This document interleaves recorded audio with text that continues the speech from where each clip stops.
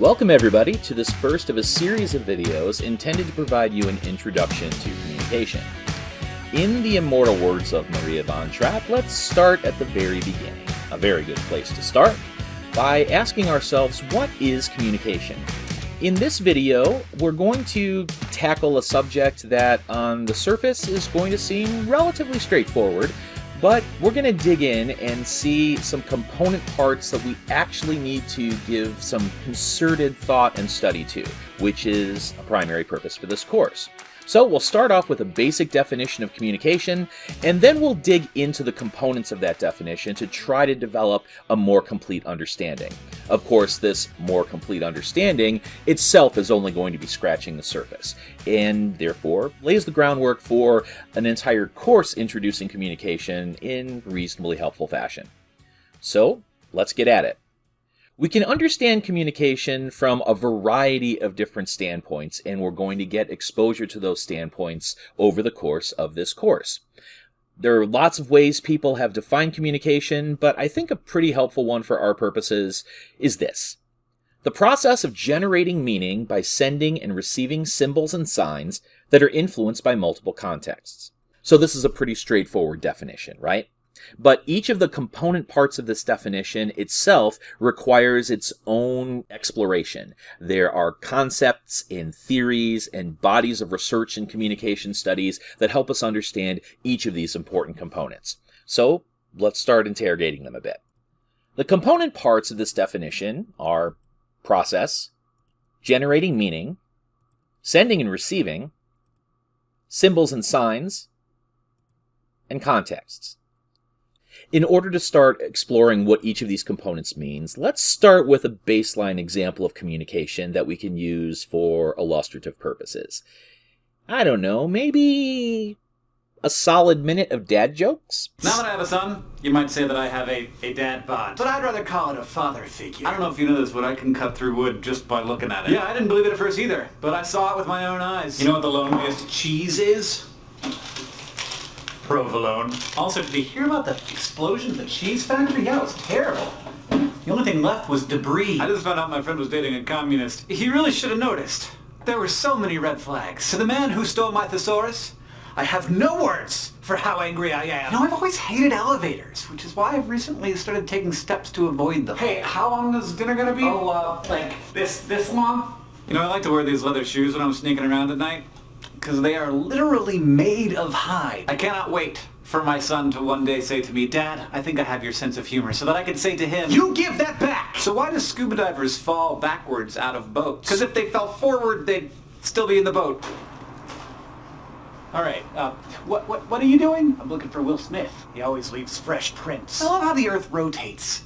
It really makes my day. Okay, well, I'm a dad. I find them funny. I'm making the video. I guess you have to deal with it. Okay, so let's use this example to dig into each of these component parts of our definition. First of all, we need to make sure that we understand that communication operates as a process. A process, simply defined, is a series of interrelated steps that lead to a result. When we think about communication as a process, there are two things that we need to keep in mind. First of all, any situation that involves a communicative act is going to involve a number of steps that the participants are going to be involved in order to make that communication happen. So in the instance of this dad joke video, we need to think first of all about what this YouTuber did to come up with the content. They had to develop the idea that they wanted to do this thing in the first place. They needed to write their script, work out the details of what they wanted to do and how they wanted to do it. They had to shoot the video. They had to do the editing of the video, do the post-production work. They needed to post it onto YouTube. Now, of course, after that, it's not necessarily finished. Folks are going to be viewing the video on YouTube, and they may or may not be responding to it with likes, with comments, with, maybe they subscribe to this dude, I don't know. And based on that communication from the audience, this YouTuber may go on to do other things. That leads us to the second important idea behind the notion of a process, and that is a process, especially one like communication, is one that is ongoing. It's very difficult to actually determine where it begins and where it ends. We can take a look at a specific instance of communication and think about that from start to finish, but that's only going to be partial, because any start to the process of a communicative act basically presupposes that there are things that happened prior to that that led to that starting process. So what is it that led to this YouTuber to decide to make this video in the first place? That's part of the process. And of course, the process of communicating between the YouTuber and the audience of these videos is not necessarily one that stops with the audience feedback on this particular video. The YouTuber is going to perhaps respond to those responses, may make other videos in response, and so on and so on. That's communication as a process. Now, the purpose of the process is generating and sharing meaning.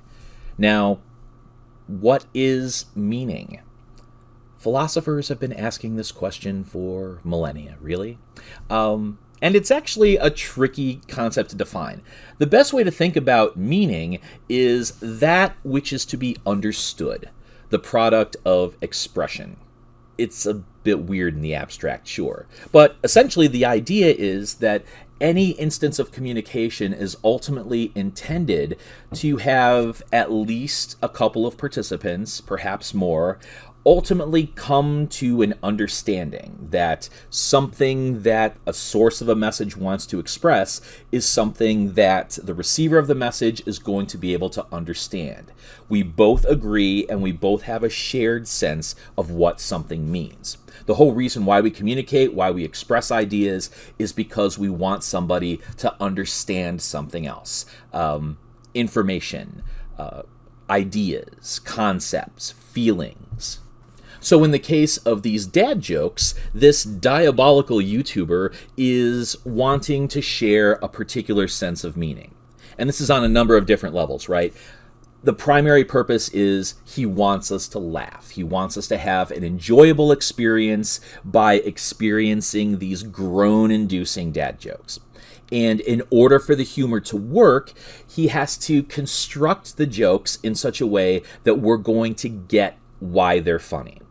The different things that he does in juxtaposing ideas that have double meanings and so forth are intended to get us to think about the absurdity of what he's saying and ultimately recognize what he's trying to do. He's trying to make a bad joke on purpose, and that's what we find entertaining. So this is the meaning that's involved in this communication act. The next component we need to think about is the sending and receiving of messages.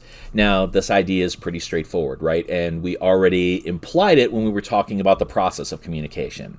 The basic idea to understand here is that communication is an exchange between parties.